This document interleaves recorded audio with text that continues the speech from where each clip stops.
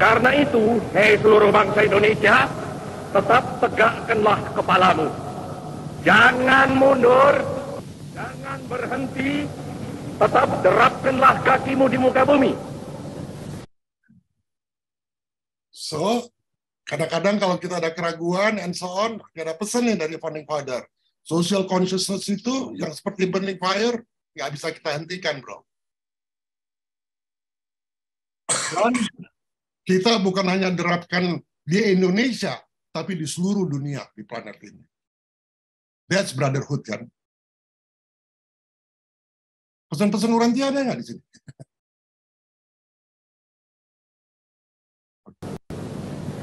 Karena itu, jikalau ada kalanya saudara-saudara merasa bingung, jikalau ada kalanya saudara-saudara hampir berputus asa, jikalau ada kalanya saudara-saudara kurang mengerti jalannya revolusi kita, yang memang kadang-kadang seperti bahtera di lautan badai yang mengamuk ini, kembalilah kepada sumber amanat penderitaan rakyat kita yang kongruen dengan social conscience of man. Kembalilah kepada sumber itu, sebab di sanalah saudara akan menemukan kembali realnya revolusi.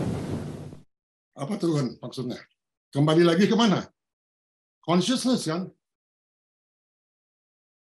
Jadi kalau kita ragu-ragu, taruh target kita di situ. Iya. Kalau kita bingung, hampir putus asa, kadang-kadang kurang mengerti jalannya, dengan globalisasi and so on, ya, seperti badai yang mengamuk, so kembali ke situ. Ya.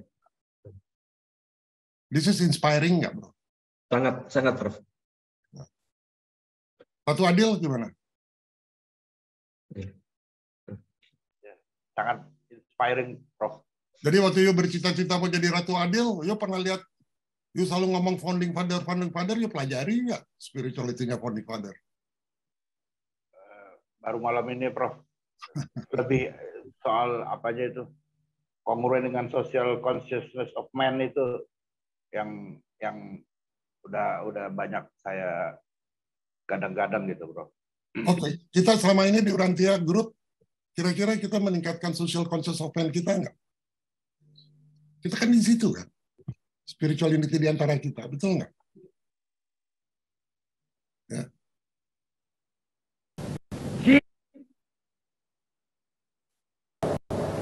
Lalu kita bangkit, lalu kita menggeletekkan kita punya stop kepada segala penyelewengan mental itu.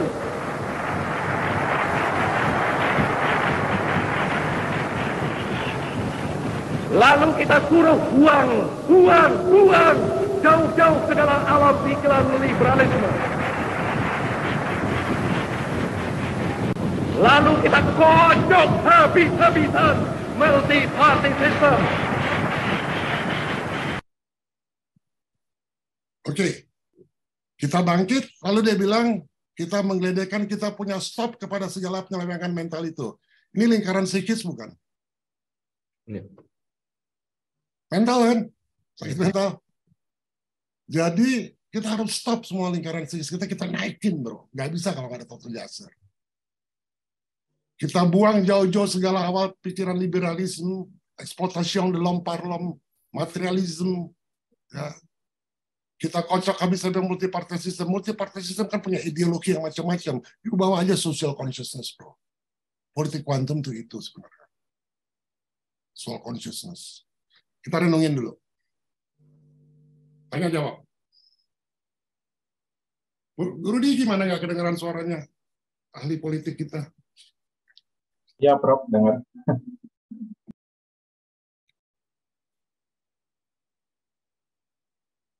Pak Yusuf, gimana after you see this? Founding father kita ternyata begini, Pak. Jadi kalau kita bilang, sesuai pesan founding father kita, cita-cita founding father udah jadi klise, kita harus tahu apa itu di level kesadaran. AR kemarin pidatonya sesuai pesan founding father kita. Apa sih pesan founding father kita waktu pidato? Yang kesurupan itu. Lu tahu nggak ini? Asbun namanya. Nggak bisa asbun, bro.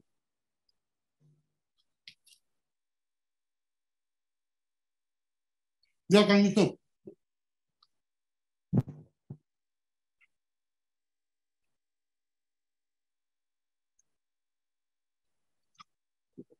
Oke, kalau nggak ada saya lanjut ya.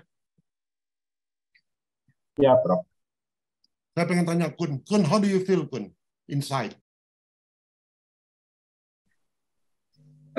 Saya melihat ya di tahun ya udah 40 tahun atau 50 tahun, 60 tahun sebelumnya ini orang-orang hebat-hebat ya, Prof.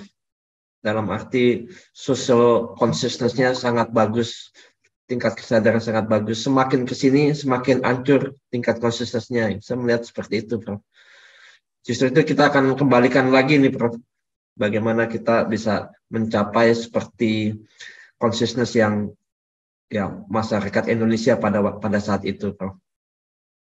Betul. Pak Yusuf ingat nggak Pak Yusuf, zamannya Bung Karno, kita selalu ada gotong royong, setiap hari apa kita bersihin parit, wah bersama-sama. Ingat nggak tuh Pak? Atau enggak? Kang Yusuf, masih ingat nggak? Kan Pak Yusuf paling senior di antara kita mengalami itu. Iya, Pak. Masih ingat. Gimana social consciousness bangsa Indonesia waktu itu, Pak? Ya, kalau menurut saya ya karena kita masih di dalam apa ya tahap revolusi perjuangan memerdekakan diri ya cukup tinggi ya itunya level consciousness-nya. Tadi yang disitir oleh Kun, dia bilang sekarang sudah turun jauh. Dia melihat, padahal dia kan nggak hidup pada zaman kita, Pak. Ya. Gimana? Analisanya Kun itu betul nggak? Betul. Karena sekarang kan orang udah lebih ketertarikan terhadap materi ya sudah lebih menonjol ya, sehingga yang lebih dalam daripada itu ya dalam arti spiritual dan mental spiritualnya ya sudah lebih kabur daripada yang dulu gitu. Oke, Rin. How do you feel, Rin? Not think, tapi feel. Saya sedikit berbeda dengan pendapat sebelumnya. Saya tetap melihat meskipun very subtle, tetapi sebetulnya tingkat kesadaran itu ada, tinggal diaktifasi. Karena kalau saya melihat di orang muda sekarang, justru mereka punya global consciousness yang besar ya. Nah, itu bisa dibawa ke arah lokal, karena di lokal itu tidak ketemu wadahnya, tidak ada navigatornya, maka their consciousness itu justru diarahkan kepada global. Itu yang saya lihat kita. Gimana Kun pendapat hari ini? Ya, make sense itu, make sense. Ruth, Rini punya pendapat? Ya, Prof. Pas horizon kita. Nah, kalau itu analisanya Rini benar, berarti di bangsa Indonesia ada juga dong Rini ngomong itu. Semangat itu, Rin. Betul. Ya. Tinggal dibakar aja kan, tinggal dibikin jadi burning fire kan. Iya. How to do that?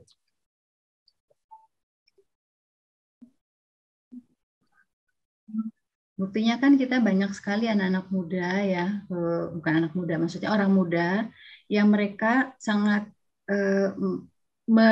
menuangkan kreativitas mereka dalam berbagai bentuk untuk padamu negeri bagimu negeri ya, tetapi with their own way like music, arts ya, ke situ kan. Tapi mereka tidak, ya ada sebagian besar yang juga yang menggelontorkan dirinya di jalan-jalan raya, tetapi on the higher level of consciousness in the youth, mereka larinya kepada seni.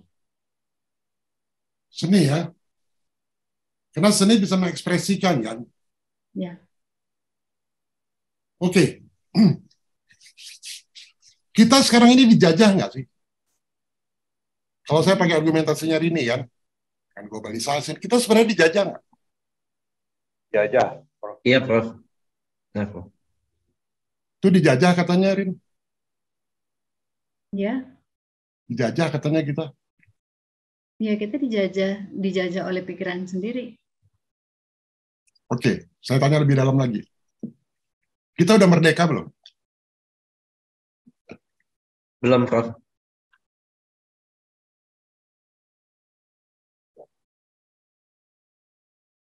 Berapa banyak orang yang berpikir kayak Kun? Saya salah satunya, Prof. Pak Yusuf, gimana? Kalau secara bangsa mungkin ya belum ya, tetapi secara individu artinya ya sudah banyak lah kita ini yang merasa bebas gitu ya sekarang.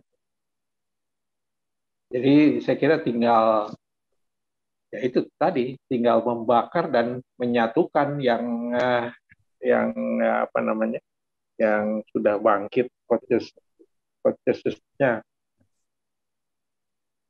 Lihat ya, tadi kita lihat pidatonya Bung Karno, kita bergidik lah ya. Padahal dia itu baca loh. Soekarno kan terkenal orator, nggak membaca. Ini dia baca loh. Jadi apa yang membuat kita bisa tergugah? Kenapa kita tergugah dengan pidatonya? Dia baca. Dia bukan kayak Hitler. Dia baca yang ini. Energi dan gelombangnya, Prof. Every words itu punya vibrasi yang sangat tinggi. Oke. Energi, vibration, lalu words, ya. Pilihan-pilihan katanya kan gini, gila-gila. Kita bahas nih. Intonasi, obat intonasi. Kalau intonasi jago deh, Pak. Ya. Kita perlu belajar tuh intonasi. Apalagi ya? Sim. Behind the words. Tapi berapa banyak bangsa Indonesia yang mengerti ketika dia bicara social consciousness? Very small. Betul? Nah, jadi dengan adanya globalisasi, tadi seperti katanya Rini, berarti kan anak-anak muda kita banyak yang lebih punya education kan? Tapi mereka juga nggak ngerti itu social consciousness. Pejabat-pejabat kita banyak pamer harta. So we have to do many projects bro nanti. Ya, ini. Prof, sebelum lanjut, Prof, saya ingin tanya, Prof, mengenai multi-partai system. Jadi kalau di sini, apakah maksudnya itu partai politik itu berindikasi justru memecah belah bangsa gitu, Prof? Semakin banyak partai politik, semakin terpecah belah bangsa gitu, sehingga jumlahnya harus dikurangi atau bahkan kita masuk ke musyawarah daripada pemilu. Itu bagaimana, Prof? Ya, saya punya opinion, tapi yang lainnya ada yang jawab.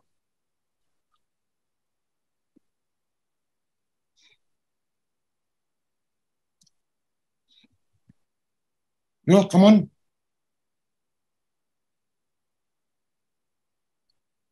Saya kira ada betulnya ya, apa namanya, dengan lebih banyak partai itu ya demokrasi itu sebenarnya bukan bagus, malah menjadi costly, menjadi sangat mahal jadinya. Dan kemudian ya kadang-kadang kalau kita lihat ya ngawur gitu.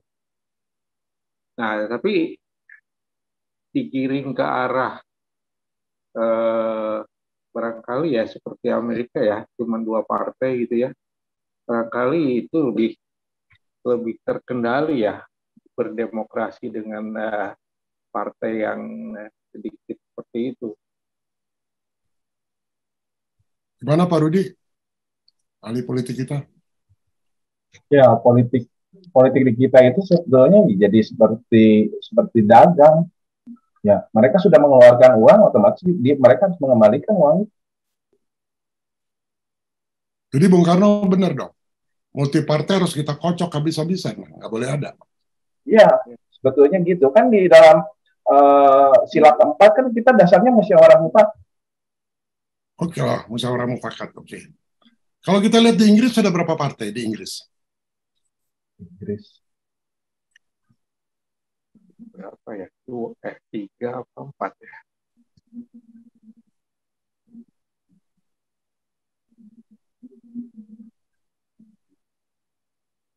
Nggak sampai 5 kan? Negara-negara maju itu nggak sampai 5. Kita ada berapa partai? Dulu pernah zaman SBY itu banyak banget tuh. Puluhan. Nah itu menunjukkan apa? Konsensus bangsa kita masih rendah kan? Kalau kita lihat di Norway sama Finlandia juga ada 5. Tapi nafasnya sama tuh, yang 1, 2, 3-nya sama. Nah muncul partai Green, tapi juga itu hilang juga tuh artinya. Green Party.